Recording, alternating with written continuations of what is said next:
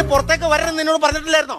ഇപ്പൊ എവിടെ പോയിട്ട് പരിപാടി? അത് ഞാനേ നമ്മുടെ പഞ്ചായത്ത് കുളത്തിലൊന്നും കുളിക്കാൻ പോയതാ. എന്റെ ദൈവമേ, പഞ്ചായത്ത് കുളത്തിൽ കുളിക്കാനോ? നീയോ വീടിന് പുറത്തിറങ്ങണെന്ന് പറഞ്ഞ നീ പഞ്ചായത്ത് കുളത്തിൽ എന്തായിട്ട് കുളിക്കാൻ പോയോ? ഓ എന്റെ ചേട്ടാ, അപ്പോഴല്ലേ നിങ്ങളുടെ അമ്മ വന്ന് പറഞ്ഞത് ഇവിടെ പൈപ്പിൽ വെള്ളമില്ലെന്ന്. എന്നാ അടിക്കാൻ പാടില്ലായിരുന്നോ?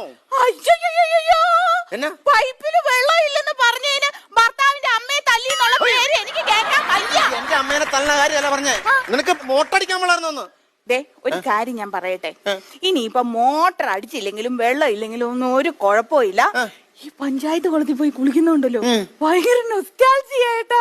നിനക്ക് എനിക്കറിയാം, നിനക്ക് നൊക്ലാച്ചിയൊക്കെ ഉള്ള ആളാന്നുള്ളവരും. ഒരു കാര്യം ഞാൻ പറഞ്ഞേക്കാം, ഇനി നീ പഞ്ചായത്ത് കുളത്തിൽ കുളിക്കാൻ പോയാ ഞാൻ ഊളിയിട്ട് വന്നതിന് കാച്ചു കുത്തിയാൻ കുത്തുന്നു.